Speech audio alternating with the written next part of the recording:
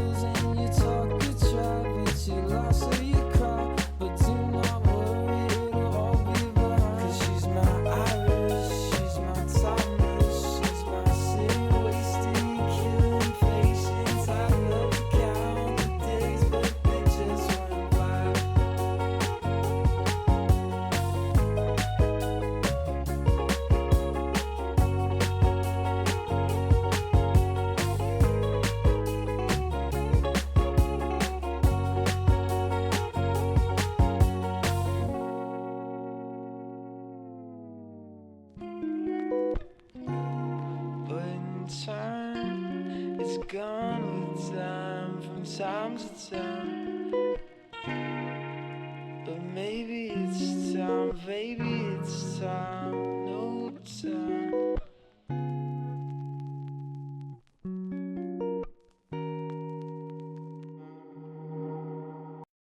Welcome back, Wrong Siders. Today is January 8th, 2025, and the Buckeyes are Rose Bowl champions. You see Michael here on the video with a rose in his mouth, the granddaddy of them all t-shirt I got on. Possibly the best case scenario all around for holidays, a little vacay for me, Bino, Dave, some of the other boys. And I have a theory for you before we dive into the recap. Oh.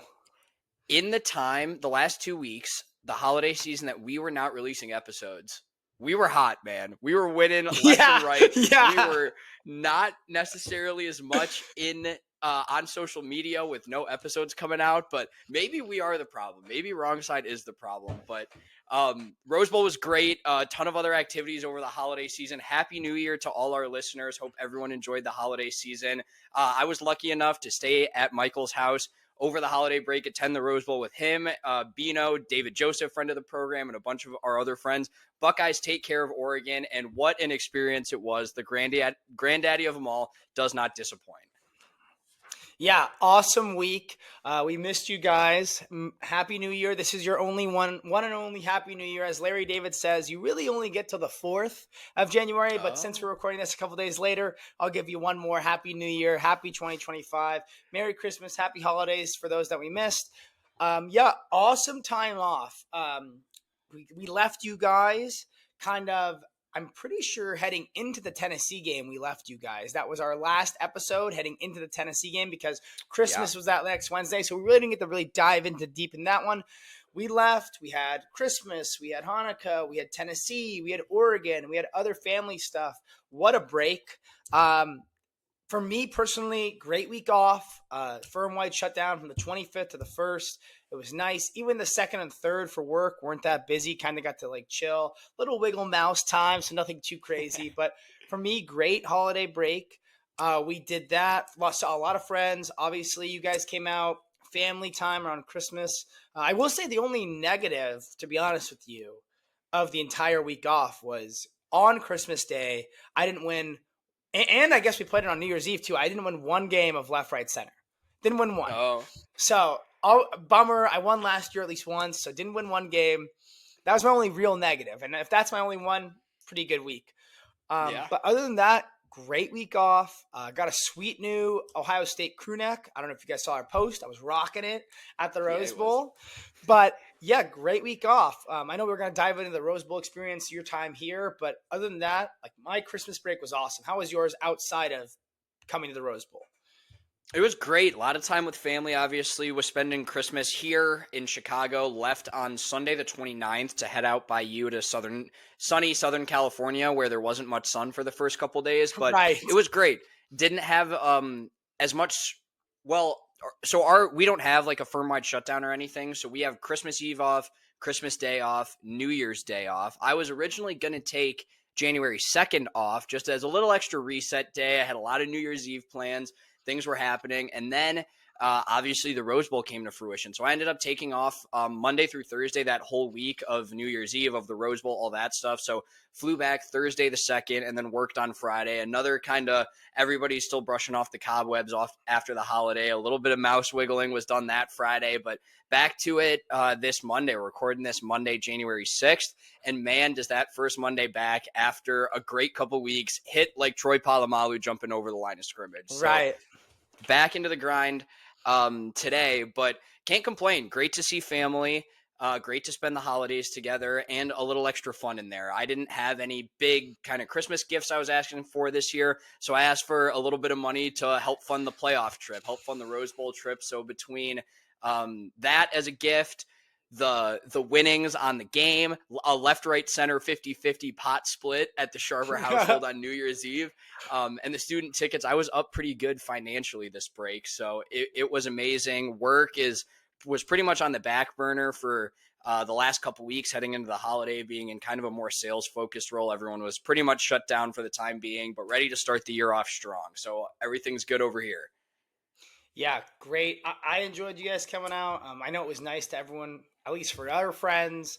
A lot of people I knew at home, stepping away from work. I felt like last year when I first started at the firm, that firm-wide shutdown was like, oh, it's nice, you're off on break. But I didn't really do much last off. I had a surgery last Christmas break, so it wasn't really like I did anything crazy. So I was like doing that. And I wasn't too busy leading up to the shutdown because I had just started the firm. Now it was like I was counting down the days till that happened, just for a week off, especially with busy season coming up, which we'll talk about coming back to work in the new year. But yeah, then you guys came out and you got here. You had the 29th, and the Rose Bowl festivities kicked off fast, in my opinion. I thought it was a great week. Personally, I know you and Bino hadn't come out to LA for a while since you guys were younger. Mm-hmm. And we kind of hit the ground running. That first day, you landed early, and I picked you up from LAX, which for anybody who's listening who doesn't really know the LAX lore or all that kind of stuff, Joey and Bino and Dave, all pretty close to me, shows how much I care about all three of them. Going to and from LAX shows my love for them, because to put it in perspective, my parents don't even take me when I fly to LAX. Wow, okay. It's always a bit, I feel like, in California, where like I always hear that if you're dating someone from California, if you're married to someone in California, the level of how much you love them is if you're going to drive them to and from LAX. So I always know that's a good running joke in California. But picked them up. Joey and I drove down, saw Santa Monica, saw LA, walked around Beverly Hills, kind of killed some time before he picked up Mr. Cheesesteak himself. Bino picked him up. Once Bino landed, we drove back home to LA. And the party started. We got home. We chilled the rest of the week. Saw some great stuff around Orange County, LA. Went to In-N-Out, Del Taco. Got some good Mexican food. I mean, up until the game, I felt like obviously the game worked out, but the week was pretty fun leading up to the game. Cosm in LA, incredible experience, I thought. Yeah, that was great. Cosm, definitely one of the highlights. That was on early afternoon New Year's Eve. I don't know how the West Coast people do sports. All the sports end at like 8, 10 o'clock, not even 10 o'clock practically. So when you people go out to the bars, I don't really know what you're doing. I don't know what kind of conversations you're having. Are the TVs even on? That's the only Right. downfall of the West Coast time. But it was a great week. It was vacation at Casa de Charber. We got the hot tub, we got the gym, we got the TVs. I mean, we just hung out. Bino and I could have spent like 5 whole days just sitting on that couch in the room with we were chugging waters. Both of us came in a little bit under the weather. I think I bounced back a little bit better than he did by the time the Rose Yeah. Bowl came around. But I mean, it was great. Great food. In and Out definitely stacks up. Everything hit as it should. Hadn't had In and Out since I was maybe 10. Never had Del Taco. Hadn't been to California since then, much less to the Anaheim area. We got to see the Factory of Sadness, Angel Stadium, and then Cosm on New Year's Eve. So drove down more towards LA, right between SoFi and Intuit, which I have not been to either of those stadiums. So even just seeing them from the outside was pretty cool. SoFi it's a monstrosity. It looks like the Death Star. It's pretty sweet. But Cosm, it's correct me if I'm wrong here, but it's by the same people who do the Sphere in Las Vegas. So a Yep. real immersive sports viewing activity. We did not opt to book a table there. I wish we had, and if we go Me back, I think too. we I said should. next time for sure. Second level table But for sure next time. yeah, but it was like pretty much like 180 screens. It felt like you were in the crowd at the game. We were all sending pictures to our family when it was kicking off, when the anthem was going, like, hey, like we drove down to Arizona for the game. It looked like you were there. A bunch of cameras in the stadium bouncing around. That was where we watched the Penn State Boise State game. Not necessarily the best game, kind of sloppy, a lot of penalties, but an interesting game all the way till the end nonetheless. But that was great, New Year's Eve, and then went back to hang with the Charber parents and their friends. Bino didn't have any singles on him, so I fronted him for left, right, center, and he said his deal with that is he splits the pot if he ends up winning. So we played 2 games. I ended up in the finals for one of them and lost in typical fashion, and then Bino brought it home in the second game, so I was able to split the pot with him. So I'm stacking bread right now. So that was great, but just a great trip. Shout out the Charber family overall for just the hospitality was amazing. Ton of food, ton of activities, and just a ton of fun. Jake's friends were a blast as well. I know some of them are heading down to Dallas for the Cotton Bowl too, but a great way to spend the new year, a great way to really reset. Holidays are great. Spending time with family is amazing, but it's busy. Like I saw a lot of memes on Twitter today, like, oh, I'm so refreshed from 2 weeks off work. And it's Jeremy Allen White from the Bear looking like a sick old man. Yeah, So yeah, it's yeah. holidays are busy. I'm definitely a little fatter than I was back a couple weeks ago. So good to get out to California, really have a good reset with the fellas and ring in the new year strong. Yeah, personally, the last few New Year's have just been kind of tough. Like, I feel like you want to try to make, especially when you're young, you want to make New Year's this whole extravagant event. You're either buying $100 ticket to some event, or a lot of our friends realistically, we're not spending $100 for a ticket. We're spending more to go to a playoff game or a bowl game. And I know, shout out to Sophie. She's been without Bino the last 3 years, but Bino's been going to all the bowl games. But personally, like I thought it was a perfect New Year's Eve. We went to the Cosm at 4:30. The game was there. We had a great seat. It looked awesome. Game rocked. Personally, didn't think like the booze was that expensive. Thought it was pretty No. fairly priced. Thought it was cool. Great experience. We did that. We drove home, chilled at home, drank, had a great time. That night, I definitely got a little psyched out, I think, by some of the parents telling me, oh, you got to leave earlier. You got to leave earlier on New Year's Day. So we ended up leaving 30 minutes earlier than I wanted to, but not a big deal. But then New Year's Day came. The Rose Bowl was here. I feel like nerves were very settled the whole trip. Oh yeah. And then we woke up that morning and I don't know about you. Maybe it was because I was driving and we were going to LA and I had the parking pass and the game. I don't know about you. You were in the same car. But personally, I felt like the ride was quieter, a lot more quieter than the week had been together. We were talking a lot more. This was like we were eating our breakfast in the morning on the ride. We were kind of quiet, talking a lot of strategies. What if this happens? What if we end up this way? It started to turn into a normal conversation of what if the worst thing in the world happens? What if we've spent all this money? What if we're at the game and we're going to get embarrassed? What if it comes down to Jaden kicking a field goal? What if it comes down to a Ryan Day coaching decision? We were planning for all of the worst. And Yeah. when we got to that spot, I will say, perfect. Got there early, didn't get there too late. Great setup. Jake and I right next to each other, got to drink.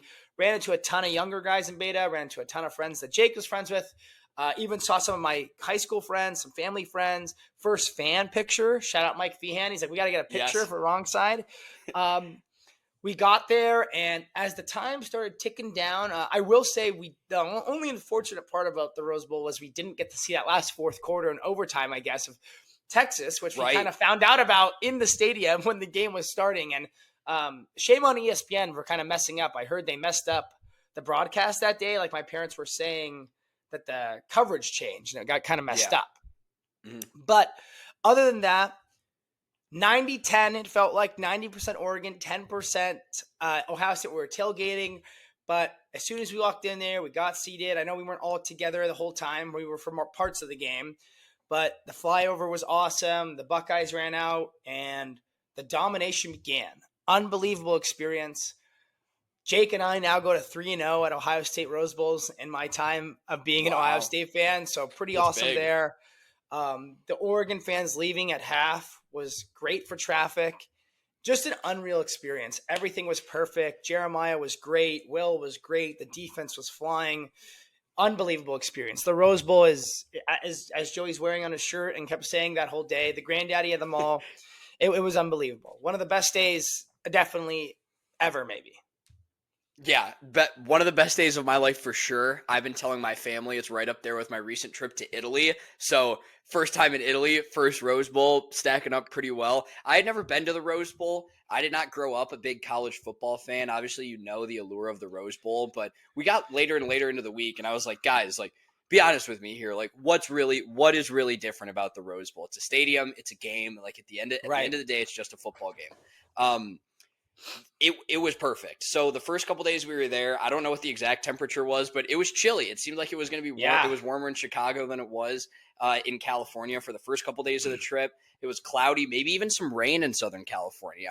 The first couple days we were there, Nancy Sharber, she said, "Don't worry, Southern California has a deal with the devil. It's never raining on Rose Bowl day." I said, "You better watch it. You better not jinx us here." We wake up. We left pretty early, so it was still kind of chilly, but we're driving and we hit a thick patch of fog. And I'm like, oh my God, oh no, it's going to go bad. Break through it. And it was clear skies the rest of the day. So shout out Southern California for having to deal with the devil for Rose Bowl weather. It was hot out there, which was great. The tailgate scene is amazing. For those of you who don't know, and maybe it was just me, you park on the golf course and not in the parking lot of the golf course. You're parked on the fairway, on the greens, right next to the pond where I would probably hit my ball into the water for the whole tailgate. So it's still the normal debauchery. People got the grills out. People are drinking. You got Zach Brown band playing from every other car. But you're on a beautiful golf course with the Rose Bowl Stadium right in the background in Southern California in January. Do you know how many football games I have been to or participated in January where I got to say all those things? Right.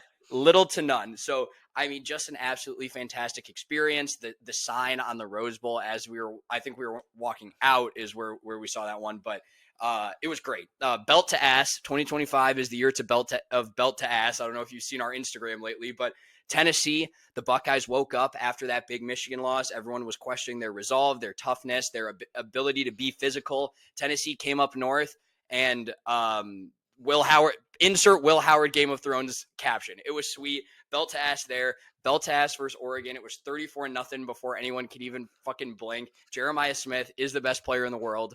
And we're on to Texas. So the Rose Bowl was amazing. The holiday was great, but supremely focused on Texas from here on out.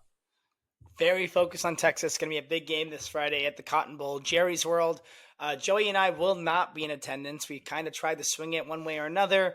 Didn't work out for Joey. I'm going to be in Vegas for work, so just kind of a mess. I was a maybe for Atlanta. I think I'm a doubtful, maybe out. Joey's a maybe a questionable for Atlanta. So I put myself at probable in Atlanta. Oh, probable. Okay, probable in Atlanta. Focus on Texas. Focus on Texas.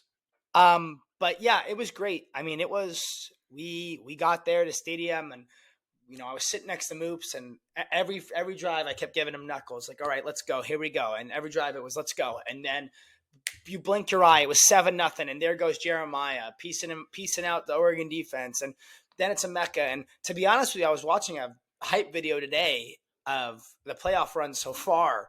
And very similar game. Not so much I'm saying like score, like, yeah, obviously score was similar. We scored around the same amount, that kind of stuff.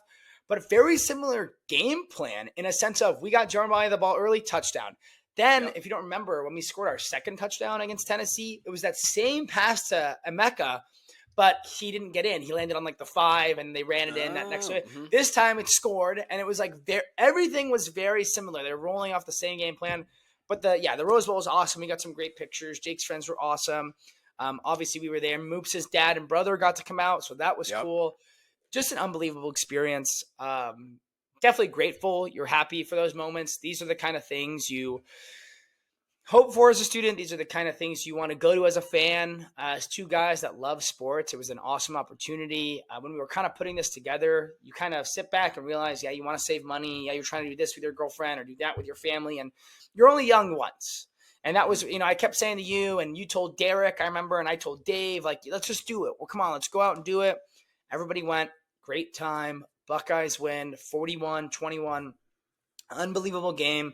Ryan Day continues to lead this team on the right path. And now we're in the Final Four. Now the playoffs have started in my mind. This is where you sit back. Last year, the playoffs started. You're in 4 teams. And we'll get to those two matchups in a bit. But yeah, awesome experience. But now we're back at work. We mentioned a little more sleepy times, tough first day, that first ping, it hits you like a brick. But for me personally, getting ready to go, busy season, we're about to be on it. This definitely last busy season, I was like kind of busy, but not as busy. This one, I'm a little worried. I even told Jake before he went back to school that, who knows, you might need you to sub in here and there for certain episodes just in case I can't. And it's going to be awesome. But yeah, busy season loading for me. A lot of life stuff coming up, I feel like. We got Meg matching in March, a potential move, maybe a transfer of office for myself. It's going to be a long couple months of hell, just public, private for busy season. And yeah, I will say work's back. I like the people on my team, excited to get this work. It's going to be a long couple months, especially the next 2 months for the public client, but back at it. Get back in a routine. Today I got up before work, 6 a.m., worked out, got a workout in today, just trying to get back in. Go. I agreed with you what you said. Gained a couple pounds over break, got to get those back off. But definitely doing the right things. And I made it my 2025 work goal to try to be better about managing time. You don't have to take on every little task if nobody responds in a group chat. It's great to have initiative, great to do that. I'm gonna keep doing that for sure because I got complimented about it. But making sure that there's other people on your team. Don't get sidetracked with smaller tasks. If you got to do a smaller task, do it last. Find a way to do it. Manage time. I think my work goal this year is to be managing time better. Try not to be working from 7 to 7 to 8 on a non-busy season day. Get more work done, be more efficient, stuff like that. So that's my work update. How about yourself? Getting back, new work goals, get back into work. There's a lot. Before I go in, I think that's huge for you. We talk about it privately a lot. Michael's a go-getter. He's really a driver in a lot of things for this podcast and definitely at work. I think there was a time about a month ago, maybe a little more, that he said he came back from seeing a movie with his parents. He jumped back on from 10 p.m. to midnight Pacific time. And I'm like, what the hell are you doing getting on your computer that late? So not at all discounting Michael's effort level and ability to be a team player and all that. But I think something I learned in my first year of work as well, my old job, I would have up to like 100 active projects at the same time. If you're not able to like book yourself some kind of and so there were a lot of meetings. I know you don't have as much meetings as I did in my previous job, but you'd have to block out yourself, like book an hour just for like follow-up time or notes, or it's easy to get sidetracked if you're taking on every little thing. It's easy to have things slip through the cracks. So I think time management, though, probably most bosses and everything would tell you take on more. It's important to kind of protect your own mental health. You're heading into busy season. There's already going to be more hours there. Burning yourself out before, during, and after that is not a recipe for success. So I know it may not be the easiest thing for you to do all the time, but I think props to you for managing your time. You do a lot of the other stuff well. It's almost having to kind of pull back or slow down a little bit is a good problem to have. That means you're going balls to the walls the whole time. So props to you. Me, I'm still trying to figure that out. I'm hoping to make some strides career wise as well as kind of personally. Like you said, a lot of big life stuff coming in. Looking ahead, Maddie and I are likely going to move in together when this lease is up in Woo! May. So trying to make sure that I'm still someone that she wants to move in with when that time comes. So trying to take a little better care of myself, trying to work out a little bit more, cook for myself a little bit more. Like we just said as well, the Rose Bowl, spend a little extra money, go to the Rose Bowl, do your experiences, live in Chicago, spend the money, go to the games, do the fun stuff. You can only have Potbelly so many times before it's just a poor financial move. So trying not to Grubhub as much, trying to cook a little Yeah. more. Had a huge grocery run yesterday to start off the year strong. Working out a little bit more. Another thing I was thinking about, a lot of my friends still live at home. Gambino, he is the most dedicated person I've ever seen to getting 10,000 steps in a day. I don't know how he does it in the cold, because I know Philadelphia obviously gets cold just like Chicago does. My gym is only about probably a 15-minute walk away, but you got a gym in your house. So I'm trying to really push myself to not necessarily think about what you may be doing or what some of my other friends may be doing, and kind of run my own race. Maybe I can't get to the gym every day. I'm going to the office twice a week. I would have to then go to the gym. Not that it's far, but it's cold. It was a first like significant snow day here in Chicago. So I was walking there. I was sliding around like an idiot. All that stuff. So physically, mentally, emotionally, trying to pick up a couple more hobbies. The doom scrolling was getting pretty bad over the holiday break, so trying to be better. Work wise, there's a lot to do. I got some certifications I got to handle for just general onboarding for my new job, some digital signage certification courses. So any gamers in the chat, if you need monitor recommendations, I'm going to be well up to speed on the best monitors, the best TVs, all of your viewing experiences. That's step number one, short-term goal. Other than that, trying to look at some other certifications, some project management certifications, potentially looking into an MBA and tuition match. My job, right now it doesn't seem to be as time consuming necessarily as my last job was. So kind of hoping to use that extra time to further myself in other ways.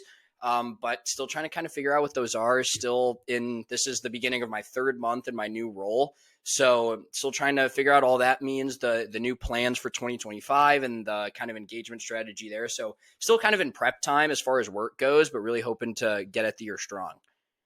Yeah, I love those goals. I think it's tough too, because you kind of mentioned it. And I've been thinking about it a lot more, about like the money spending, the work, the life, the da da da da, and it's tough. Like I think my dad even, I was trying to explain to my dad how tough today's job market is. And if you want to move jobs, you better make sure you got that job 100% before you move. And interviews are tough, and getting a rec is tough. And there's so many small things that are just different now. And not to say that our parents didn't have to deal with them, because they did. I think they 100% did. But it's different now. It's okay, they were told that you're going to go to work, do this, do that, and you're going to be happy, and we all of us are trying to go down that path and do the right things. Mm-hmm. But it's kind of like how you said, like the Potbelly. I know you were just joking, but like I've been trying to kind of not as much like that exact way, but think of certain things. Like personally, like I'm not a big money spender on clothes or things that I don't need. I'm a very big, like, I only will, if I need it, I'll get it, and I'm going to wear it till it's done. I was always the kid in baseball where I would buy a new pair of cleats, and until they were nubs, like I wouldn't get a new pair. I didn't care about being the flashiest or the coolest. Like I was going to wear my gear. It worked. And even at the Rose Bowl, like I think I was one of the only people that didn't go to the merch stand at the game. And it really was only because I didn't want to pay the prices. I didn't want to do that. And realistically, if we're going to be honest here, I didn't want to buy something before the game and then lose. Right. Yes. And then I'm like, great, now I have this stupid freaking t-shirt. I went to the Rose Bowl and all I got is this t-shirt to remember that I lost. But even then, after that we won, I said it in the car. I was like, I'm buying one of those hoodies. So I got a Nike hoodie that's the swoosh with the rose in it. It's coming What in color tomorrow. did you get? I think I ended up getting the black one. I was gonna get the black one too. I was still looking online to see about the only downfall of the Rose Bowl. We didn't go to the golf shop, which is where a lot of the just more standard like Rose Bowl gear was. Like obviously this has Ohio State. I think it has the date on it as well. But some of the more like subtle, just the hoodie with the rose on it, or a couple of just like Rose Bowl polos. That was at the golf shop. We didn't end up going there. That was the only downfall of the whole trip. I will say, they had like, I saw one of Jake's friends. They came by our tailgate, and he goes to Ohio State as well, but he's in a different fraternity. So he had some friends from his fraternity come in, also go to the game. And they showed me some of the stuff they got. And they had a hat that kind of looked like the Joel Klatt. It wasn't exactly the same as Joel Klatt's, like the rose one he has, but very similar. Kind of like what you said. Didn't say Ohio State, didn't say Oregon. Like just was very Rose Bowl, Brookside golf course. But yeah, like taking advantage, growing. You're moving in with Maddie, hopefully probably soon. I'm going to be moving in with Meg. Here comes soon. So a lot of life changing, staying on top of things, but also taking care of yourself, going to the gym. If it's not trying to beat yourself up, maybe I didn't get to the gym 7 days this week, but I got 3 days. Awesome. You got 3 days this week. Then maybe next week I'm going to get 4. Then the next week I'm going to get 4 again. Then 5 maybe. So just bettering yourself, I think for 2025, if our motto is going to be built to ask, we better be built to ask on ourselves too. Yes. Making sure we're getting better, making sure we're working hard and doing all the right things. So I think that's great. I think we have a great outlook. I think work is ready for us. I would definitely say, I will definitely say our mentality, and I feel the way we're talking, you can definitely see the week off definitely helped us, the way we're smiling and talking. Maybe it was the win that also helped, but you can definitely see that. It's nice to take a break. I haven't scheduled any vacation for this year. I know that's a big thing. I'm going to try to take a vacation this year. Don't try to eat hours, do the right thing, go take a break. You know, you're not a hero, never missing work. Like it's okay. Like everyone takes a vacation, doing the right things, getting better. Great outlook. I think we're vibing right now. I know it's going to be a different story in 2 weeks when I've been working for 80 hours in a week, and it's going to be different vibes. But for now, I love the way we're handling it. I love our mentality. Wrong side here to stay. It's going to be our 1 year anniversary in March. So excited for that. Looking ahead, though, now back to work. We're ready. The Rose Bowl was awesome. Holidays was awesome. Back to the regular scheduled program, what we're going to talk about. If anybody new is joining us in the new year, we talk about sports, life, everything. We usually are on the wrong side right now. Knock on wood. Maybe we're too hot to handle right now. What a week for us. The Ducks, Ohio State, Michigan at Wrigley Field, the Rose Bowl. The Flyers won a couple games. A lot of good things. Sixers won without Embiid today. Beat the Suns. Sixers won without Embiid. So, I mean, big things. Things are going our way. Let's hope it continues. If it doesn't go our way from February on in sports, that's okay. Just get me to January 20th, and let's raise a trophy. That's all I want. But yes, please. Speaking of Atlanta, speaking of January 20th, the college football semifinals is here. We have made it the official first Final Four of the 12-team playoff. Just last year and for the last 10 years, this is how we always started playoff play. And we're going in here. And if you look at the bracket, not 1, 2, 3, 4. 5, 6, 7, 8. 2 Big Ten teams in Ohio State and Penn State, 1 independent in Notre Dame, and 1 Texas. We have Ohio State, Texas Friday at the Cotton Bowl. We have Penn State, Notre Dame at the Orange Bowl, I think, right? The Orange Bowl is Friday or Thursday. Big games. I know we're going to start with Penn State, Notre Dame quickly before we go to obviously our Ohio State, Texas breakdown. But first thoughts, Penn State, Notre Dame. I'm pretty sure Notre Dame opened a 1.5 point favorite. What do you got? I got Notre Dame here. Penn State, I don't fear them at all. When we were hanging out in California, we were dreaming up doomsday scenarios, as we often do. Meeting Penn State in the national championship and then losing to a rival would be pretty gut-wrenching, I will admit. But Penn State is still Penn State. James Franklin is still James Franklin. And I think they have essentially tried to lose both the playoff games they have played so far. They just lucked into being in the easiest path. So Boise State, Penn State in the last round, they were able to bottle up Ashton Genty quite well. Looked like they were just going to belt to ass Boise State and run it down their throats for 60 minutes. Decided to get real pass happy for no reason. Kept the game closer than it should be. The Boise State quarterback, for the most part, played better than I think many people thought, but wasn't able to keep up. A couple late turnovers to end it. Game over. But Abdul Carter didn't practice again today, the star DN for Penn State. Drew Aller has looked the video I sent you. I don't know if you saw. Yes, but he posted that the day after he posted some Darth Vader in the cryo tank thing like the day after the Boise State game. He's tweeting a lot, so I guess we know his thumbs work, but not sure if we're going to see him on the field this week. But Notre Dame, I think, has way more of the right stuff. James Franklin, obviously, historic choker in these big games. Marcus Freeman has had some chokes in some big games. The 10 men on the field versus Ohio State last year, losing to Northern Illinois this year. But you see it again and again and again. The players love this guy. They're doing a lot of the right stuff. To take down Georgia, even though it was a depleted Georgia, no Carson Beck, it's still no easy feat. It's still Kirby Smart, the most psycho of them all. and Notre Dame's firing. They have a lot of the right stuff in terms of a playoff team that doesn't make mistakes. They play great defense, they play physical defense, and they run the football very, very well. I think Jeremiah Love may have gotten a little banged up in that last game as well. It seems like a lot of injuries kind of in the playoffs right now. But Riley Leonard's coming on strong too. I think Marcus Freeman has a little more touch around the green. I keep saying again and again, he understands when to do the sub 12 men on, sub 12 men off against Georgia to force a penalty. He understands when to be aggressive and when to kind of take the game into his own hands versus James Franklin, who I don't think has that touch around the green. He kind of plays themselves out of games like we saw in that Boise State game. If they just ran the ball, they could have been up 2-3 scores earlier in that game and just milked the clock for the rest of the game. But Penn State was really the one who decided to keep it close in the Boise State game, and similar strategies kind of in the SMU game to open up the first round. So I think Notre Dame takes it. I think 1.5 points. It'll be a lower scoring game, a real Big Ten game in my opinion, but Notre Dame wins it and covers in my opinion. What do you think? Yeah, I mean, I think remaining, you have 4 incredible defenses. Notre Dame's defense continues to fly. They're playing great ball. And that's even with some injuries at the cornerback position, injuries at the line position, injuries in the safety.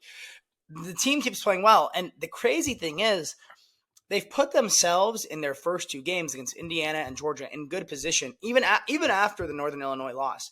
They've put themselves in good spots where they didn't really need to throw the ball every time. If you look at Riley Leonard's stats, I think he had 90 passing yards, 70 rushing yards. Not the craziest stat line, but they're putting themselves in a position where that they don't have to have Riley Leonard throw. I think that's definitely his weakness. He's great with his legs, but he's not perfect with his arm. If Penn State does go up 14-0, let's say quick, that will definitely be an interesting moment for me. I think if that's the situation, Penn State, if they go up 14-0, even if it's early, let's say it's just like Ohio State did 14-0 at like the 8-minute mark. Even if it's like that, I still think Notre Dame's in a tad bit of a hole. That's a quick 14-0. Riley Leonard's really going to have to start using his arm a lot more. Let's see how they do. That being said, I agree with what you're saying. Penn State without Abdul Carter is going to be a tough defensive matchup, I think, for them. I think he's the key to their goal. I don't think they're a bad defense even without him. I think they're still very good. Yeah. But they need him, I think, as the catalyst to that defense. On the Notre Dame side of the ball for defense, they are fine. They play great defense, play hard. Very, very similar, in my opinion, to Ohio State, how they handle the run, how they handle the deep ball. Very similar. I think if you looked at the top 2 defenses left, all 4 of them are probably right there. Small margin of error between them. Maybe bias on my end, obviously. I'm okay saying that. I think Ohio State's the best. But I think Notre Dame, Texas, and Penn State are not much behind. I think they're right there, in my opinion. But they got Katron Allen. They got Nick Singleton. Penn State has a great running game that's going to compete with that Notre Dame D-line, going to compete with the Notre Dame secondary. I do think Notre Dame does win the game. I think the spread is right on the money. I think it's going to be a field goal game. We'll see who wins. I know Notre Dame has had a lot of issues with their place kicker, Mitch Jeter, over the past month or 2, and he's been hurt here and there. So going to be interesting to monitor. Drew Aller, though, the way he's been playing, I keep reading that he might – decide to come back instead of coming back. He already decided he's coming back. Maybe if he gets word that Cleveland's going to take him in the top 3, I've heard that he might go. So maybe this is the last 2 games, 1-2 games of his career, but I don't know. But I think it's going to be a great game. It's in a hot, warm environment, so it's not like either of them get to play with some good weather. No dome, so never know how that works. But yeah. I do think Notre Dame wins this game. I think it's going to be close. I think it's going to be low scoring, but I do think Notre Dame wins. I think Marcus Freeman takes them to the national championship, in my opinion. We'll see. I think I have been trying to wrap my head around this. I think it's going to be Notre Dame, and that's a good matchup. We'll get to Ohio State, but assuming Ohio State gets there, Ohio State versus Notre Dame is a great matchup. I don't know how I'd feel about an Ohio State versus Penn State national championship. We've beaten them so many times over the years. It's like, is this going to be the one they're going to slip up? Is this the one James Franklin finally shows up? I mean, Drew Aller has been looking a little Mahomes out there. He's chucking the ball deep. Tyler Warren, obviously a stud. I think very good. Possibly one of the best draft prospects on the board for next season. But it seems like against the Buckeyes, I don't know if they try and do the Michigan game plan where they hold the ball and try and milk the clock, but you don't really see them go over the top as much. I know Ohio State's defense is kind of built to take that away, but they always seem to freeze. So we'll see what happens if Penn State's at the end of the line or if they make an unlikely run to the national championship. But more focus, and I think the better matchup in most people's opinion, Ohio State, Texas in Dallas, all accounts an away game for the Buckeyes in Jerry World. A lot of stuff to think about here, but I'm loving the Buckeyes here. So I'll let you go first on this one. What do you think we got here? Yeah, I will say one last thing on the last couple of games. Looking at it, looking at the bracket, looking at everything, I will say, everyone is talking about the last four teams left. Great big name schools. You had Georgia in the last round. You had Tennessee 2 rounds ago. Indiana even.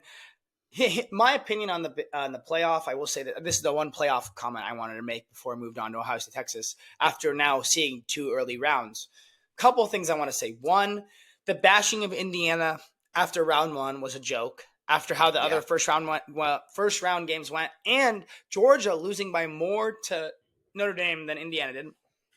Two, I don't believe they should have gotten the buys. I think the rest of the nation has agreed, and they figured out that the way they handle the buys will be fixed next year. That being said, I do believe Boise State and Arizona State deserve to be there.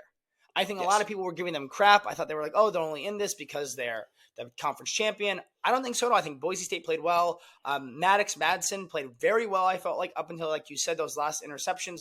Genty was contained, but I heard an interesting thing about Genty was he was getting stopped at the line and still getting one, maybe two. It may have not been perfect, but still running with that force. And Arizona State, I will say, Cam Scatterbo, I don't know when he's going to be drafted, maybe the third, fourth round. I think I've been seeing him slotted. He was trying to will that team to the next round. He was fantastic. Gamer. Arizona State deserved to be there. Kenny Dillingham building something very strong there. I would even say Cignetti's building something strong in Indiana. I saw they've gotten some good recruits, some good transfers already. And Boise State, I don't know how they are going to be next year. I know they got some guys leaving, but they still deserve to be there. And I know the group of 5 teams might never make a bye again, but they still deserve to be there. Let them play their games. They battled Oregon early in the year. They battled Penn State for the most part. It wasn't a blowout. So that was my only playoff note for the rest of the bracket. I will say that. I wanted to get that out there because I felt like a lot of the big-time media, ESPN, hated on the smaller schools. It was all SEC. There was a lot of teams that played well. That's football. That's sports. Majority of the time, the favorite will win. That's just how sports work. Ohio State, Texas, Friday. The Buckeyes are 5.5-point favorites currently in Jerry's World. Not going. I've been to 2 games there ever at Jerry's World. Technically, I'm 1-1. Technically, I'm 0-2. I went to the 2017 Cotton Bowl. Ohio State was USC. Was rooting for USC, but Ohio State won that game, so I don't really know where that falls in my rankings. But it's going to be a good game. I definitely agree with you. It's not virtually. It is. In my opinion, it is an away game. I know we get our allotment of tickets. I know they will, but tickets are going for $500, $600 for the upper level. You're definitely starting to see the price fatigue, in my opinion, for a lot of these games. It's going to be a battle. I don't know if, Ohio State's blown out 2 teams. I don't know if that helps or hurts them. Texas has blown out a team and won a close game. They have a little bit of experience of both. I don't know if that'll help them. To me, a couple of things are going to be big. Can the O-line keep containing these big lines? The Texas D-line is also fantastic. I would say it was the best one above Tennessee in the SEC, personally, in my opinion. So how does the O-line handle it? The aggressiveness. Does Ohio State continue to be aggressive? They have to come out strong, have to come out fast. My opinion, I know we have said it, it's okay to start slow when it's 3-0 and you're playing Northwestern. The way they've been playing right now is incredibly fast. But that being said, they can't get complacent. That's been a big worry about mine. And the last 2 games, they've gone up 14-0, and that's great, but they haven't gotten complacent. They've kept going. So aggressiveness. Will has to keep dominating. Let Will keep making the plays. He's a smart quarterback. Emmanuel Acho, thank you. I know you're in your own Fox Sports News scandal, but thank you for the bulletin board material saying that Will Howard's the worst QB left, so I appreciate that. And in my opinion, this is the best matchup we'll see all season, cornerback to wide receiver. They have great players on both sides. We have great players on both sides. The reason I say this is the better one is because for Oregon, I felt like their wide receivers were just as good as ours, top to bottom, but I didn't think their secondary was as great. This one, I think Texas has great receivers, and they also have a great secondary, so going to be something to watch. Those are my keys to the game. How about yourself? Very interesting. I thought when we were talking before we started recording, when you said this was the best matchup, wide receiver to corner, I thought you meant it was a favorable matchup for us, and I was like, I Oh don't know what no, you're no. talking about. I agree. There's a lot of things that you said, the D line, the secondary, our secondary, big things to watch out for. I think we got to keep doing what we're doing. Like everything you said, start fast, keep doing what we're doing. We don't change anything. Ryan Day alluded to that in some of his pressers this week. We don't want any of the outside noise to disrupt our process. We are all about the process. We're going to keep doing the same thing we've been doing. I think it is interesting that playoffs throw off schedules a little bit. So we played the Rose Bowl on a Wednesday. This game will be on a Friday, and the national championship would be on a Monday. So that's always, plus travel is always something to throw people off. But if you just look at the fan base, the lunatic fringe, as Kirk Herbstreit has called us, nobody's happy.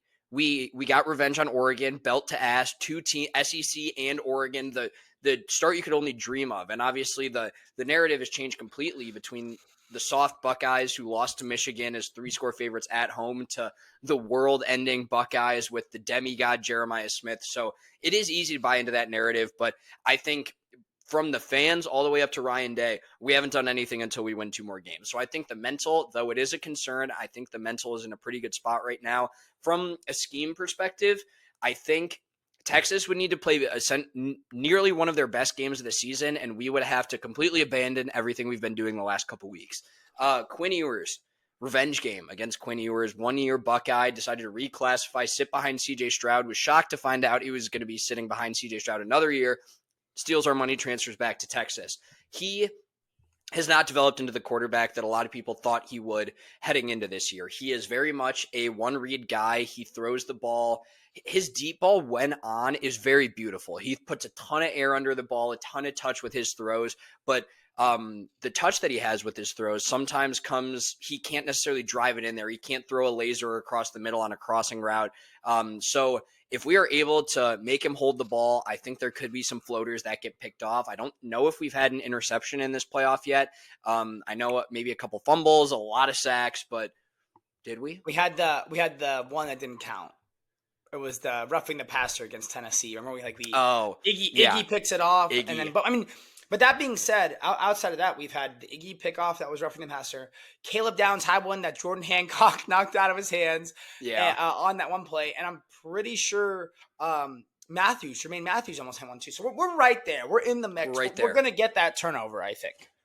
Yeah, pressure, again, huge. Jack Sawyer, JTT, they've been going off. If we're able to get to Quinn, a couple of errant throws, hit as he throws, I love us here. I don't know if they have the resiliency or just the overall composure that we have had through this year. I know we may have lost a couple more games than they have, but this team is out for blood. The team is still out for blood. We were talking earlier that Texas rushed for, I think it was 30-something times for about 50 yards versus the Arizona State defense. That is not the Buckeye defense. So not sure if their starting running back was injured, a little banged up. What happened there? They threw the ball for 300-something yards, which I think is pretty easy for us to match as well in this game. Their offense is going to have a career day to keep up with ours. And that's why I love us. I think our defense, keep doing what we're doing. Get up a couple scores, let the pass rushers pin their ears back and go kill Quinn Ewers. I don't think the run game can keep up. Big play, always a concern.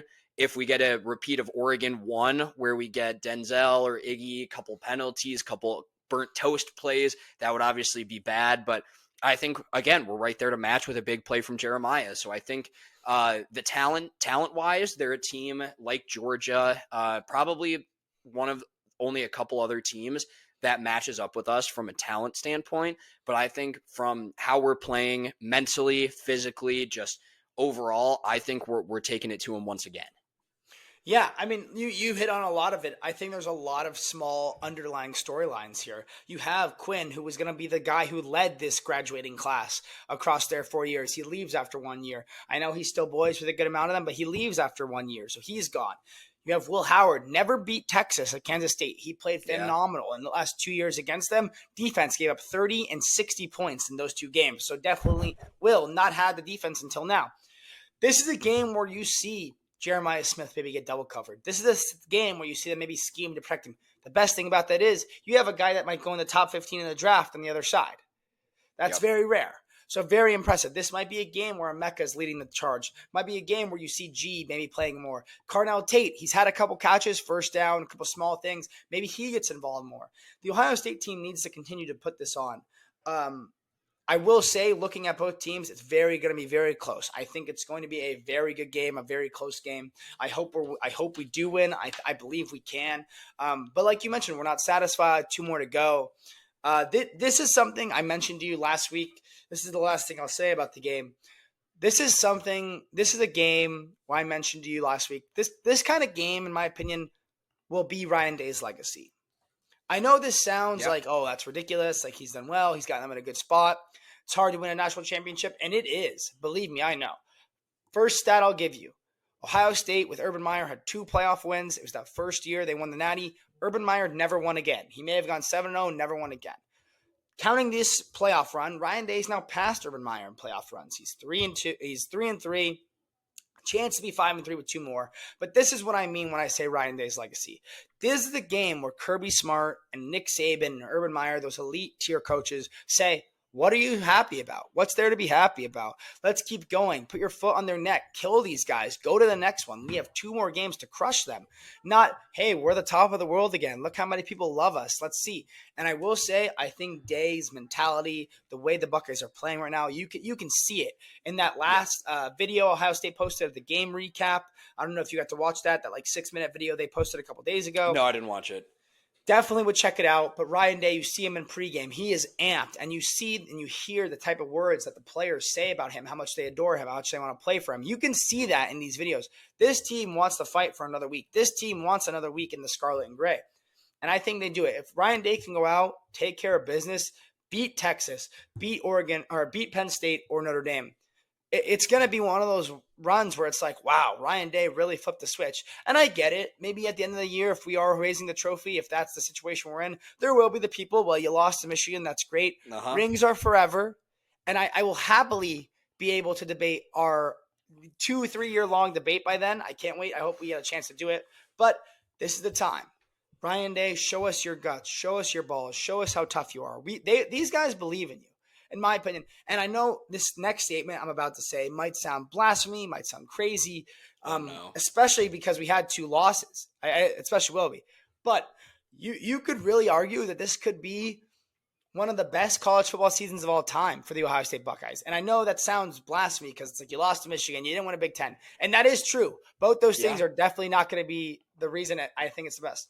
But if we win the next 2 games, we will end the season, if they win it all, with a national title.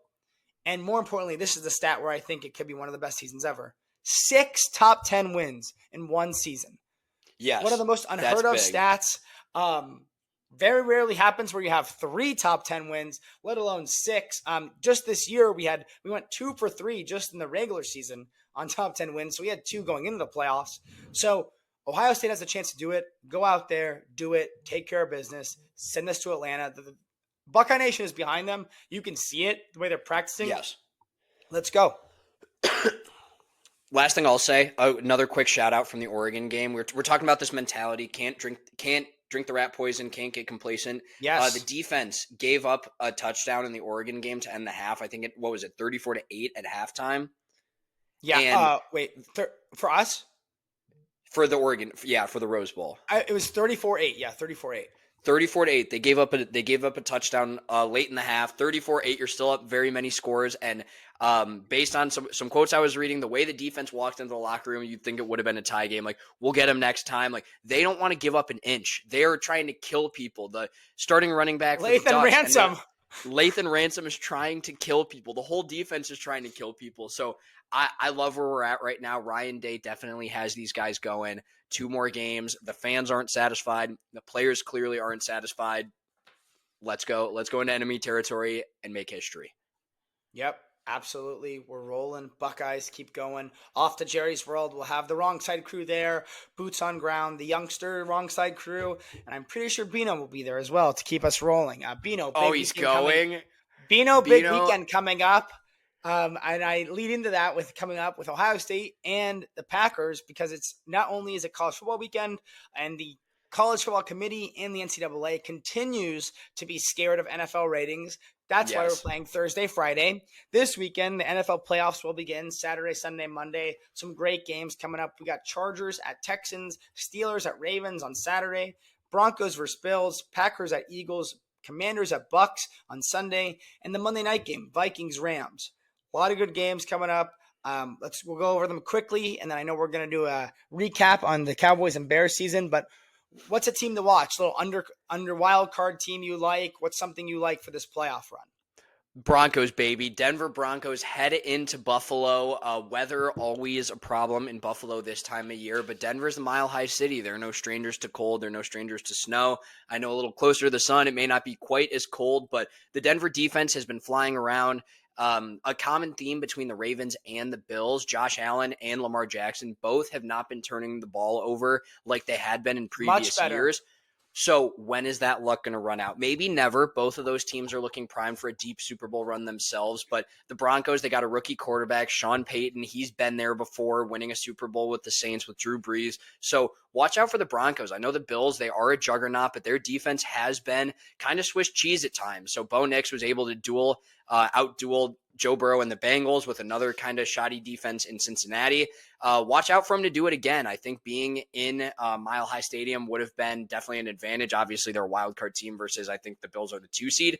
But watch out for the Broncos. I don't think this is something that the Bills should take lightly. And then another thing, Steelers, Ravens, can Lamar do it? I think he is still not beating the Steelers. Maybe he got him once this year, but I still don't trust the Ravens. I said it after the week 1 game against the Chiefs. They did the same exact thing they did in the AFC Championship game last year. They abandoned the run. You now have Derrick Henry. It's a lot harder to do after a full season of Derrick Henry to stop handing that guy the football. But curious to see how the Ravens-Steelers go, divisional game there. And then Chargers-Texans, I think Harbaugh takes another one versus C.J. Stroud. The Texans kind of stumbling into the playoffs here with a pretty shoddy O-line and all of their receivers mysteriously combusting on the field throughout the season. But I'm going Bills win, but watch out for the Broncos. Ravens win, but watch out for the Steelers. And then Chargers take care of business in the Texans. That's my AFC predictions. Yeah, I think you pretty much took the words right out of my mouth. It will be another CJ Stroud versus Harbaugh game. I would love for Houston to win that one, but I don't know. Chargers are playing very good football. A lot of injuries around the league, in my opinion. Zay Flowers, day to day, he gets hurt in that game against Cleveland. And on the NFC side, Christian Watson tears his ACL for the Packers. Definitely something to monitor.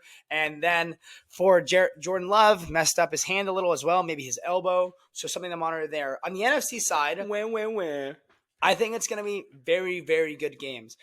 Personally, not been a big fan of the Commanders this year. Kind of felt like they were frauds. Even in the games they've won, they haven't really dominated. But that being said, the Bucs are playing good football.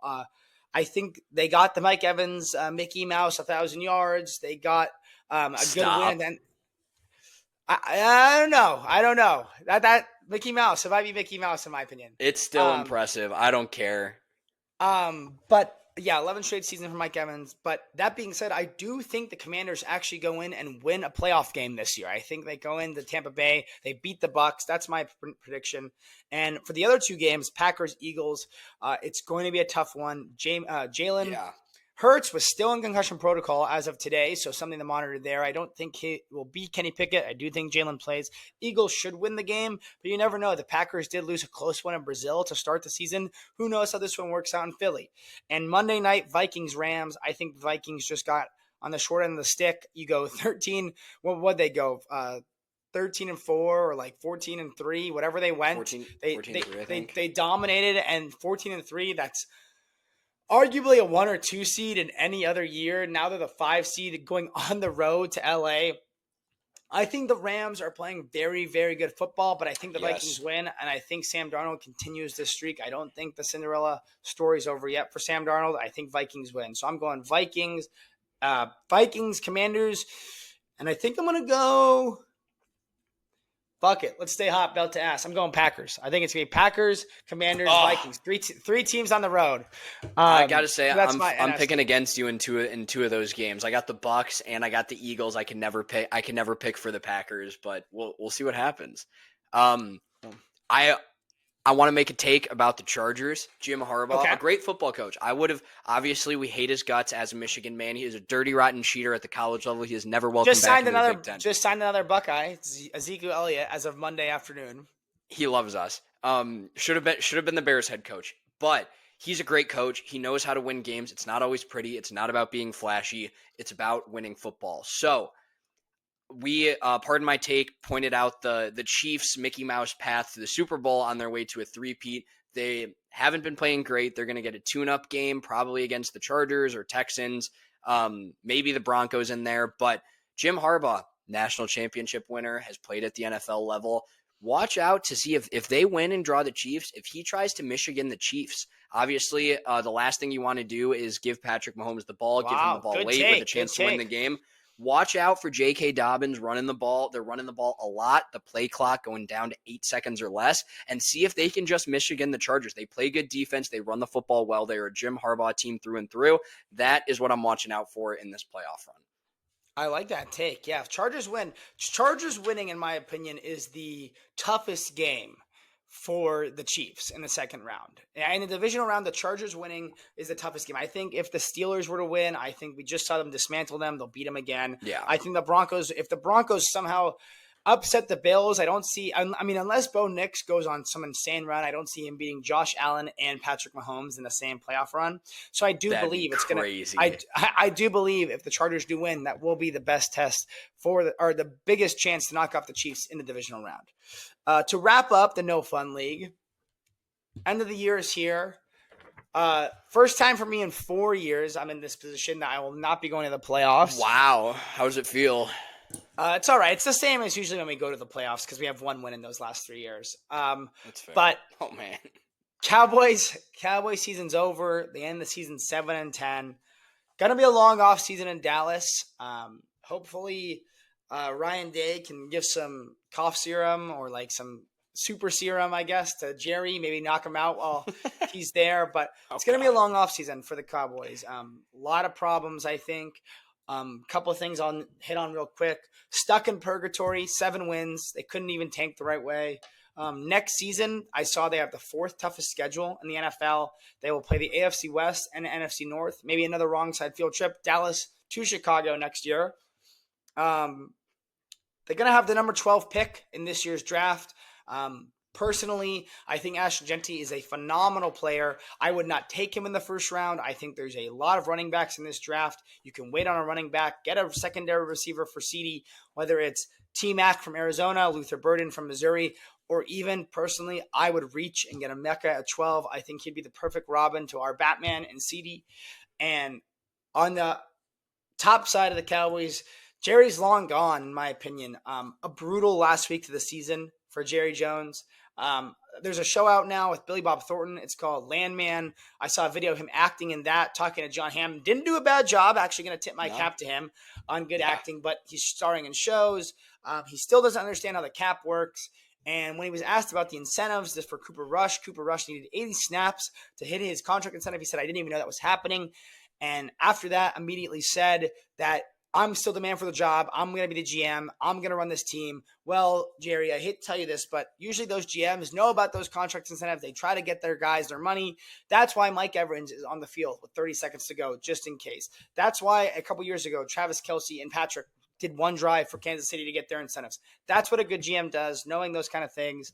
Who knows? Who knows what the star will look like? Hopefully they're smart enough to restructure Dak and CeeDee's contracts. I saw that if they restructure them the right way, they'll have over $100 million in cap space to go out and spend on free agents. I hope they do, because then you get yourself in a position to sign Micah and not have to prolong that to the week of opening to week 1.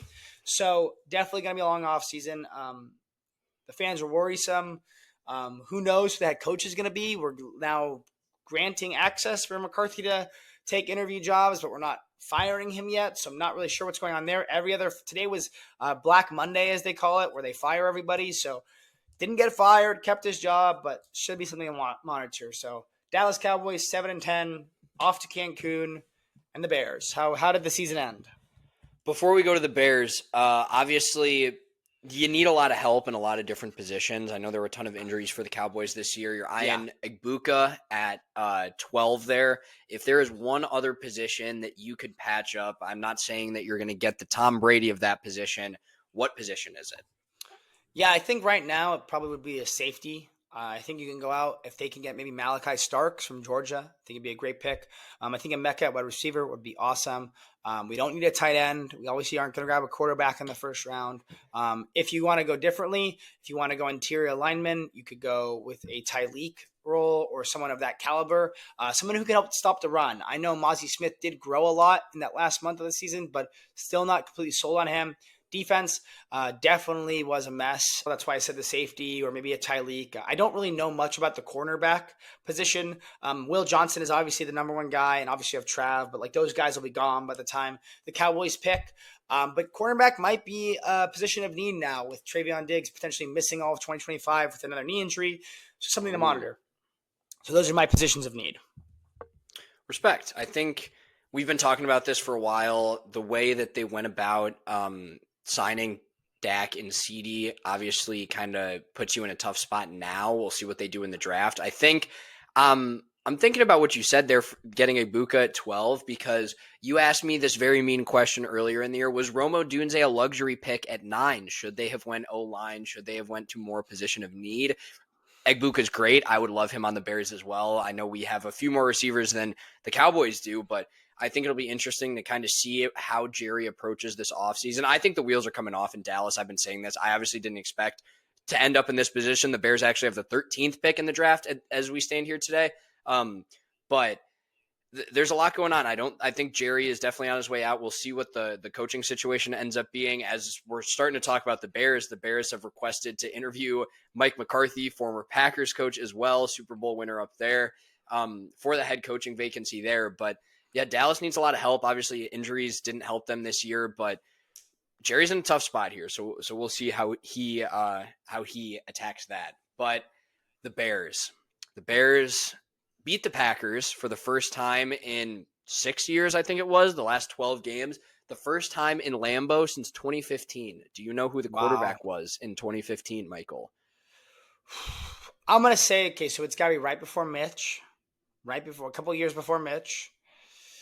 I don't think Cutler's there anymore. It was Cutler. It was Smoking Jay. It was Cutler. But I mean, so we obviously always great to beat the Packers, fuck Green Bay, but you can't even be happy about this win. It drops us 4 spots from the number 9 overall pick to the number 13 overall pick, and we still had all of these same problems. Jordan Love didn't play a majority of that game. Christian Watson tears his ACL kind of early in that game. The Packers don't need this game at all. I think Jordan Love would have come back in and played that game if they did need that game, or if it was the game in week 11 that we were at. But the end of the game, another great drive by Caleb Williams. I think in total, if you look at it, minus all the Bears fuck-ups, he had 5 or 6 game-winning drives this year. He got them in a position to win 2 different times in the Washington game. Packers game blocked field goal. Lions game didn't get a field goal even off. So Caleb Williams, he looks good. I've been preaching that all year. He looks great. He is everything that we want him to be as a rookie right now. But at the end of that Packers game, you still had a couple times coming out of a timeout. The play clock ran almost to 0. We had a legal shift on one because not everyone was set. So Thomas Brown is interviewing for the head coaching job. He was the passing game coordinator or quarterback coach that got promoted when we fired Waldron as OC, and then promoted again when we fired Eberflus. The players seem to like him, but he coach is very timid, kind of similar to what Eberflus did. Doesn't really try to win the game that much. Not a lot of downfield stuff. The offense is still a complete mess. We'll see a couple free agents to watch. Keenan Allen, he was signed to a 1-year deal. Caleb Williams and him seem to have a good relationship. A lot of people seem to like him. He's a longtime NFL vet and one of the greats, but old, slow. We'll see if we bring him back for another year. Can't throw as a quarterback. Can't throw as a quarterback. That was one of the ugliest interceptions I've seen. Shout out my boy Charlie Gifford. He played running back in high school for us, and we were playing a JV game on a Saturday morning, and we dialed up a halfback pass. Charlie Gifford in his career is 0 for 1 with 1 interception. So I don't know what the passer rating is there, but he was Keenan Allen was giving me shades of Charlie out there. But Keenan Allen and then Tevin Jenkins. He was in his 2nd or 3rd year out of Oklahoma State. He's played guard and tackle for us, and he's been really good. when he can be on the field. He's probably on the field for less than 50% of the games that he has been a Bear for. Hard to stay healthy. Those are the tough ones because obviously the Bears need a ton of O-line help, but a guy that you can't trust to be on the field, you'd hate to see him walk out the door and be great. I don't think he's in the same category of player as Saquon Barkley is, but it gives me shades of that clip from the Giants GM room from Hard Knocks earlier this year. That'll be a tough one to keep an eye on. We need interior offensive linemen badly. Darnell Wright, another player who has been good when he can be on the field, but the whole O-line had injuries all year. Center and guard, all the interior O-line, I think needs turnover. And then coaching, obviously, is the big thing here. Mike Vrabel seems to be all but committed to the Patriots at this point, which I think is great for him. Former Patriots player should be cool there. But for me, for the Bears, it's Ben Johnson or bust. We need an offensive-minded coach. The ones that we have bringing in outside of Ben Johnson don't seem to be offensive-minded. We're Aaron Glenn for the defensive coordinator for the Lions as well. A couple other coaches that they keep talking about this leader of men crap in Chicago. You're a football coach. You should automatically be a leader of men. Doesn't seem like Eberflus was that answer. But I'm worried still. I don't have confidence that we're going to do any of this the right way. Ben Johnson or bust, I still think is the answer. It's reported that he is willing to work with Ryan Poles. They said if it was between Ben Johnson or Ryan Poles, then Ryan Poles is see ya out the door. But seems like that's going to stick around for at least the time being. But I don't know. We were supposed to have all these sexy weapons this year, ended up winning 4 games, a lot of last-second heartbreaking losses. If you flip the one-score games, who knows what this season could have been.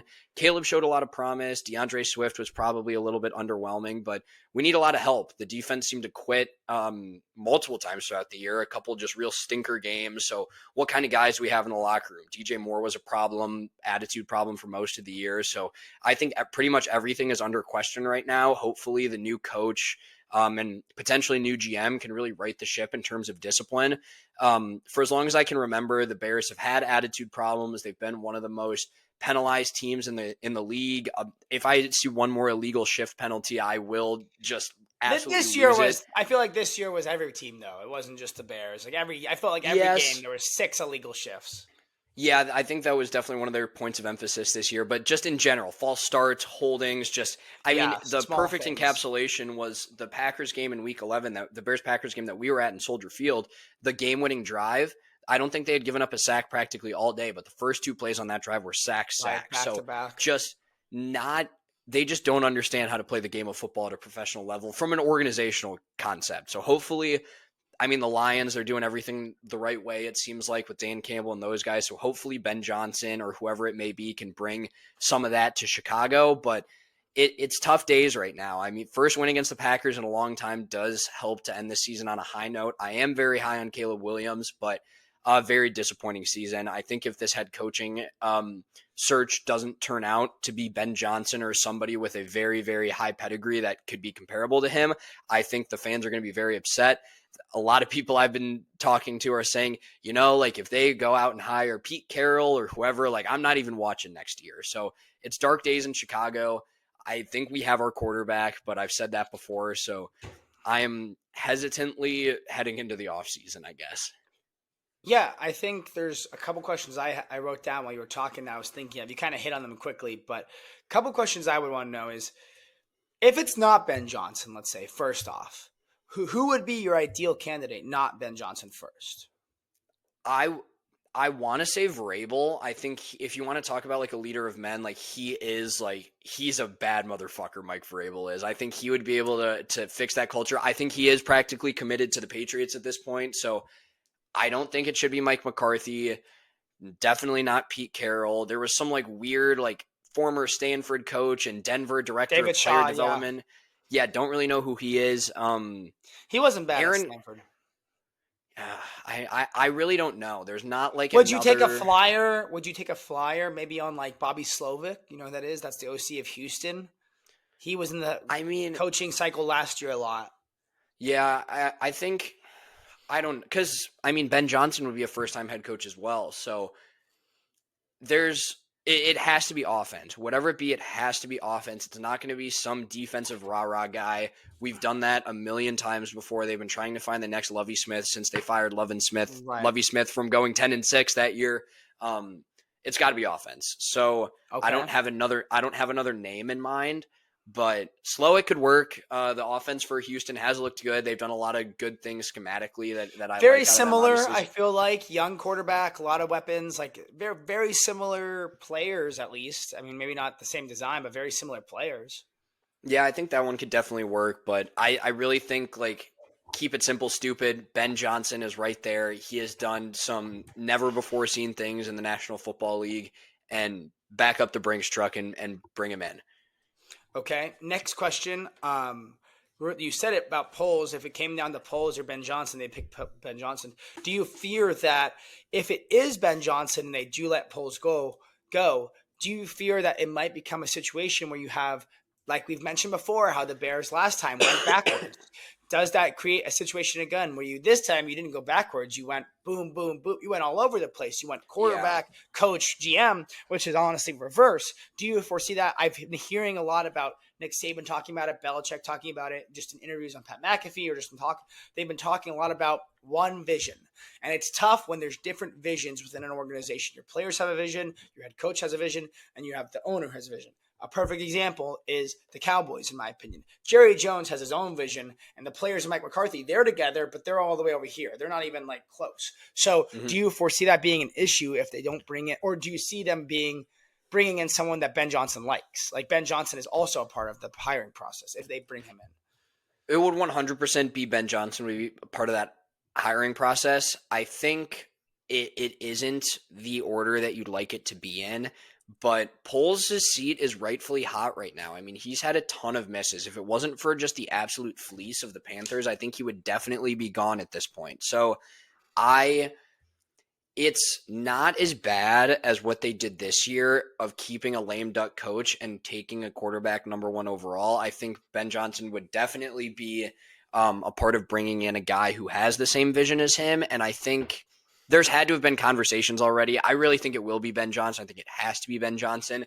That Caleb Williams seems to be a big fan of him as well. Caleb really does seem like he is a great locker room guy. All he wants to do is win. He is also the first Bears quarterback in a number of years to start all 17 games. So this season was not easy at all. Bad weather, banged up, hit a ton, and he was still able to hang in there. So I think he will be able to buy into what any coach wants to do. So I think you got that part.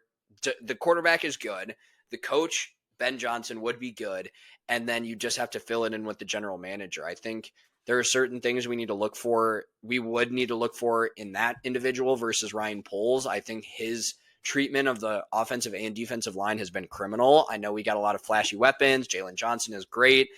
Brisker is still in concussion protocol from like early October. Scary, kind of scary. Definitely scary.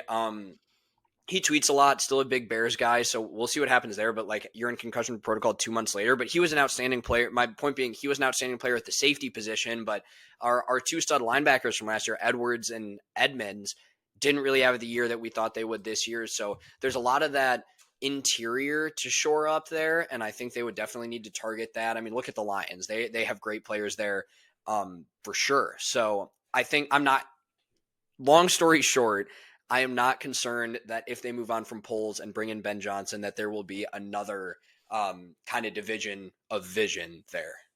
Okay, and last 2 questions. Number 1, quick one. Will Jack Sanborn be back with the Bears next year? Doubtful. Oh, no. Okay. Mini question to that. Second part question. Will he be on another roster if it's not a Bears, you think? Yes. Okay, good for him. Last question you asked me, I'll ask you. You're at number 13. What would be the pick you would make?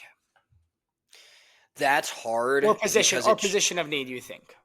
Position of need is interior O-line or edge. So I don't think the offensive line class coming out is particularly strong. I know there's a few tackles, and those are obviously higher regarded picks than a center or a guard maybe. They're just a more premier position.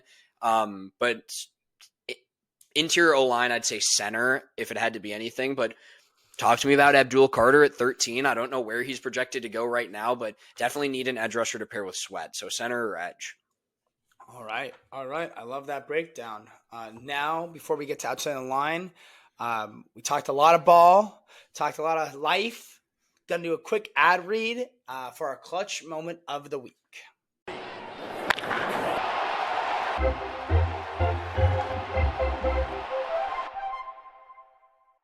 Our clutch moment of the week is brought to you by Shore Metals, big enough to serve you and small enough to know you, serving Southern California since 1970. See Stan, he's the man, he'll help you out. Michael, who is your clutch moment of the week?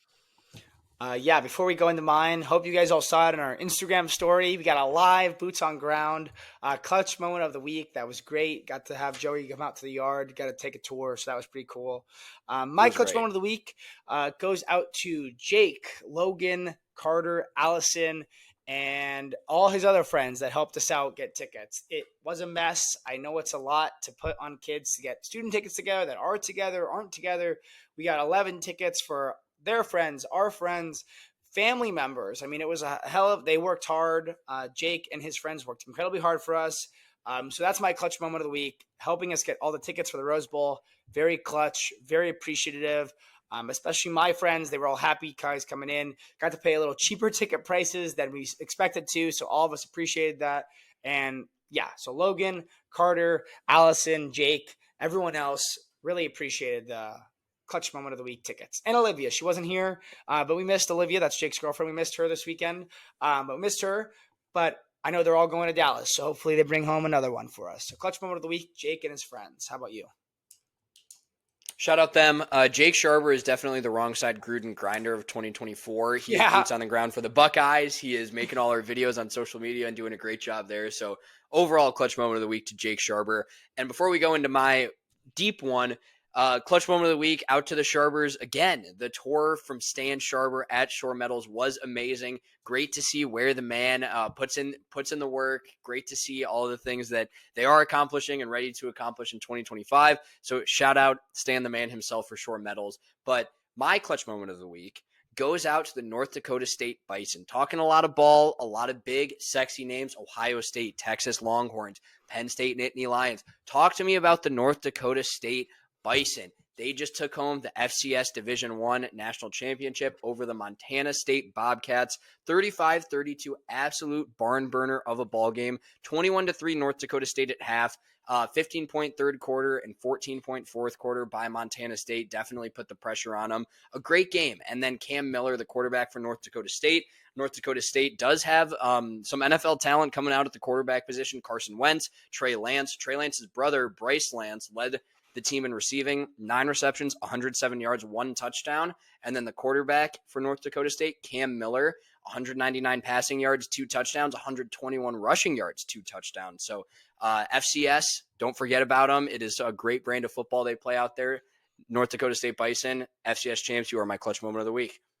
Yeah, I know they've been kind of not struggling, I would say, but they get into the playoffs. They haven't brought one home in a couple years to North Dakota. So huge win for them. North Dakota State clutch moment. The Bison, they are champions. Trey Lance's brother. I hope you play better than your brother did this week. North Dakota State Bisons are clutch moment of the week. Jake Sharber and friends, clutch moment of the week. And the Sharber family, clutch moment of the week. Now to outside the line.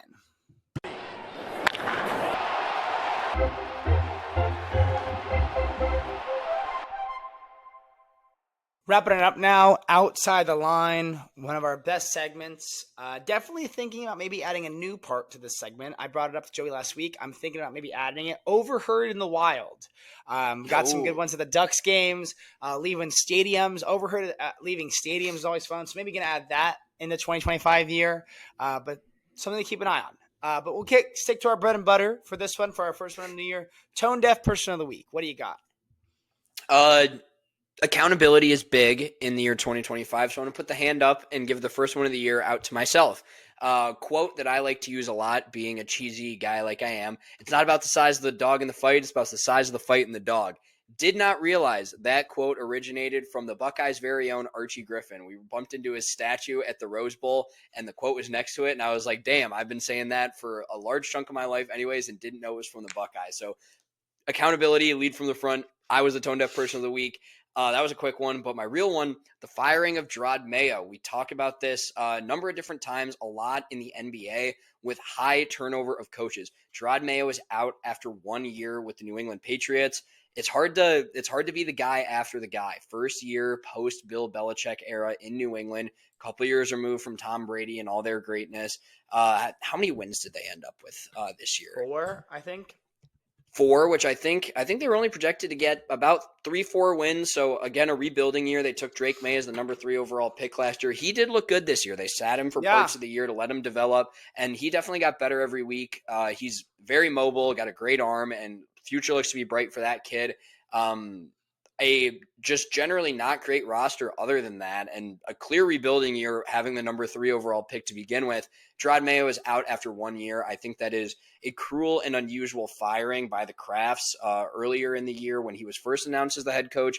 It seemed to be that Robert Kraft had kind of been grooming him to be the head coach for years. He was an internal hire, so to see him out after 1 season is a little disappointing. It is a business at the end of the day, but thought it was pretty tone deaf of the league for Jerod Mayo to be gone, and Mike McCarthy isn't even gone yet. So what's the deal with that?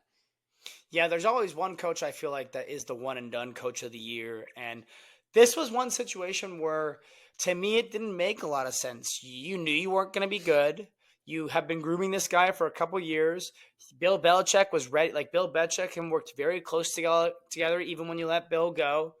And you gave him 1 year. And Drake looked good. The O-line was just terrible. They didn't have a ton of weapons. And now they found themselves in a high draft pick again. Maybe you can get some help for Drake, maybe get some linemen, some weapons. To me, I felt like it was so premature. So very very tone deaf, by the NFL, by the Kraft family, especially with, in my opinion, you have Belichick all those years. And the last couple of years of Belichick weren't great post Brady. So it's not like they could have let go of him way earlier, kept him around because he is Bill Belichick. Kind of crazy. But like you said, you never want to be the guy after the guy.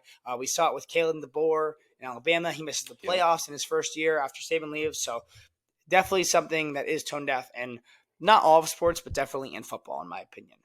My tone deaf person of the week is Chip Patterson from Cover 3. It's a podcast and a local or national news outlet. He had a quote talking about the playoff and where we were at. Obviously, we're now down to 4 teams. This was a quote from a couple days ago. And his quote talking about the playoff, the 12-team playoff, was, "I think we're going to crown whoever was the best in the playoff. I don't think we're crowning the best team of the season." Now, I don't know about you, but in all my years watching sports, that happens a good amount of times where you're not crowning the best teams. We've seen a lot of number 1 seeds knocked off in football, basketball, baseball especially. That's the number 1 spot. That's what the playoffs are. That's what make these games great. With the BCS, the issue was always that you had 2 teams. Maybe there was 4 teams that deserved to be in those 1 and 2 spots for the game. For the Final Four, you had last year a perfect example. Florida State, they go 13-0. They lose their quarterback. They win with their quarterback. They still don't deserve to get in. So it's never going to be perfect. We all know that. The first year of 12-team playoff was awesome, in my opinion. I know there's been some blowouts, and I think that was predominantly done because of the poor seeding, and that I think we fixed in the coming year. So that's good. But very stupid. That's what the playoffs are. The hottest team when you get in there. That's why, unfortunately, Bino, cover your ears. That's why the Diamondbacks got hot a couple years ago. But not only that, that's how the Phillies got hot a couple years ago when they made it to the World Series. So it's about who's hot at the right time. The playoff, in my opinion, I heard someone explain it this way. Very good point of saying it. The college football playoffs gives college football teams a chance to learn and grow. I know it sucks that maybe a game, I know everyone, and myself included, it hurts that the Michigan-Ohio State game, it didn't matter as much this year in terms of seeding and playoff. It didn't mean in mentality and feeling and like how we felt. But in seeding and playoff, it didn't matter as much. And I know as much as that hurts me to say, and a lot of us, that is the truth. But it gave teams a chance to grow. It gives you a slip-off. There's no other sport in the world that requires you to be perfect. Baseball doesn't require you to go 162-0. NBA doesn't, and NHL don't require you to go 82-0. Football, you don't. The only team, there's only been 1 team ever who's gone perfect and won a title. It's like that's what the best thing about sports is. You get to learn, you get to grow, and that's why we're in these spots. So Chip Patterson, tone deaf person of the week. That's what the playoffs are. Playoffs are great. It's conceptually a bad take. The President's Trophy in the NHL is awarded to the best team in the regular season, the team with the best record. The team that has won the President's Trophy, I don't believe has ever won the Stanley Cup. So just like it's the playoffs. You get it. You get in, and anything can happen from there. It's one of the oldest adages in sports. So just a dumb take. So I agree with you. Very tone deaf there. Yeah, very, and just stupid. I think it's very dumb. Looking at that stat you just said, President's Trophy, 2 Stanley Cup winners ever. One So- might have been recent, but overall, yeah, they never very like, rare. ever. The Bruins, Very rare. the Bruins win the President's Trophy nearly every year, and they would always falter in the playoffs. And the years that Yeah. they didn't win it, they won a couple cups there. Very poor. So yeah, very dumb take at the playoffs. But now to wrap it up, wrong and right side. What do you got? Right side, starting off, like we said, a lot of life stuff happening this year. Feels like just 6 days into this new year that I really have grown another year older, and I'm really locked into this whole adulting thing, no matter how much we don't like to admit it.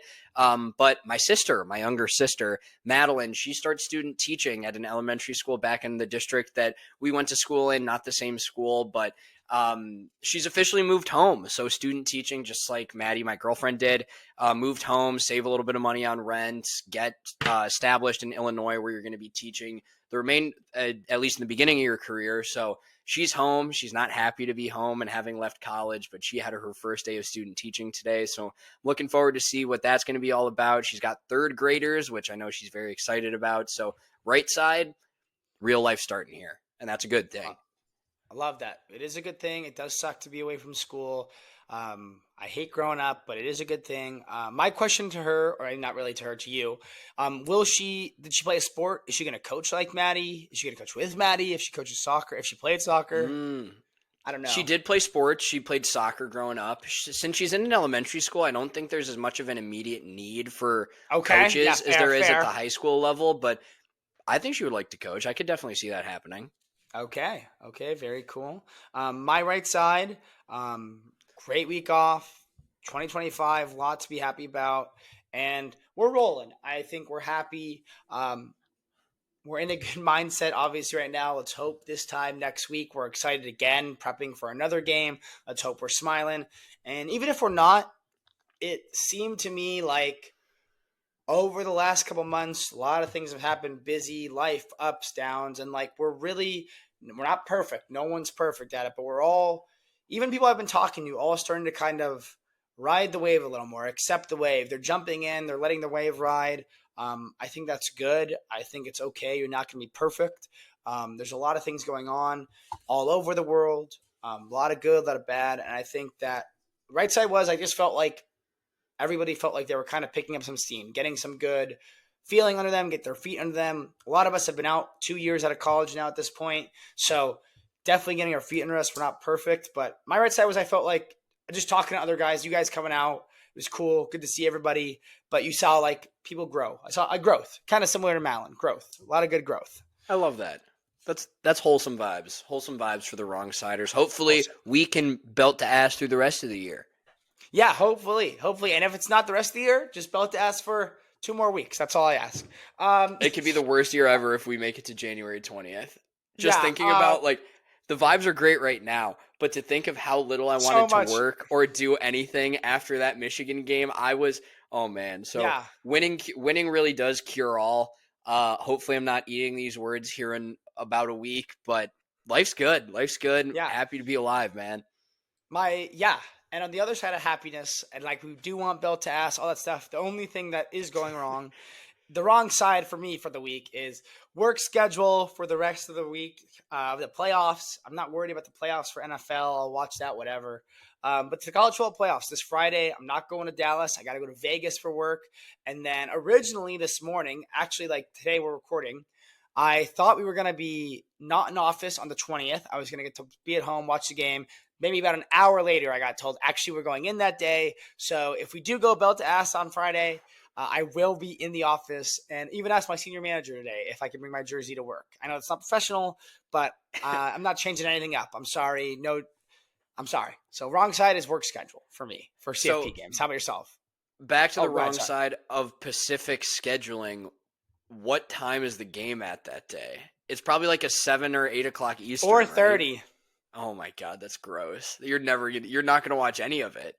I told my boss today that when I am elected NCAA commissioner, I will move, just like everybody else, other commissioner, I will move the Natty to New Year's Day at the Rose Bowl, and I will save all future accountants to never have to work during busy season. So that's mine. Thank you for your service. Yeah. My wrong side.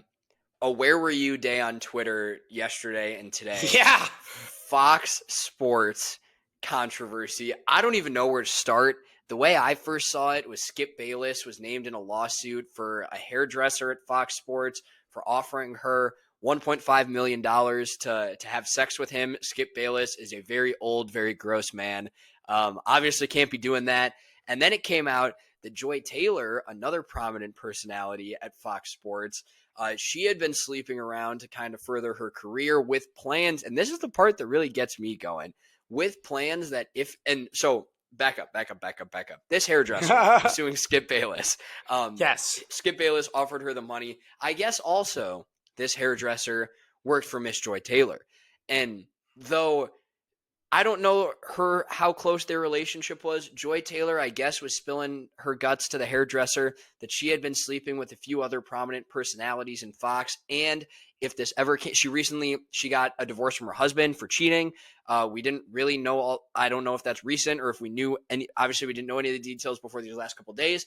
But the part that's really crazy to me is Joy Taylor is quoted in that lawsuit saying that if it ever came to light, she would just say that these executives assaulted her. And that is just that's nasty work. That's crazy work. Obviously, nepotism, sleeping your way to the top, that happens in this world, no matter how unfortunate that is.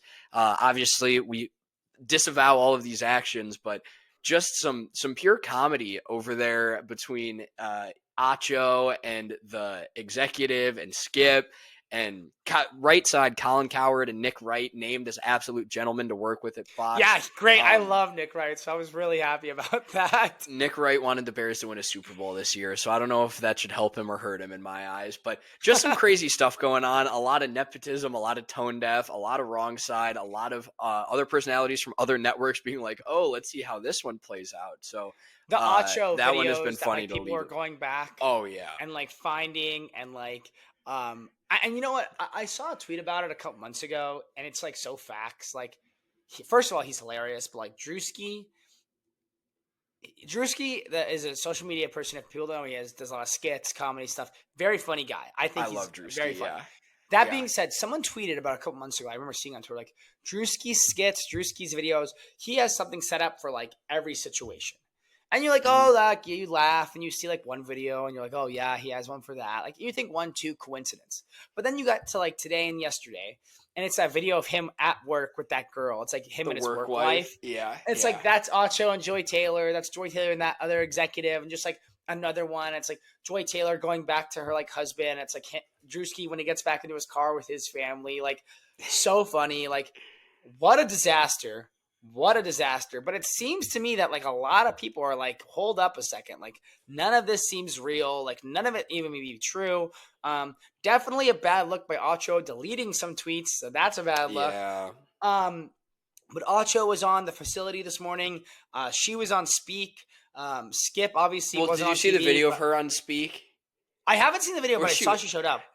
I think it was on Speak, and there was her and 3 dudes like. That's the show she's on. Yeah.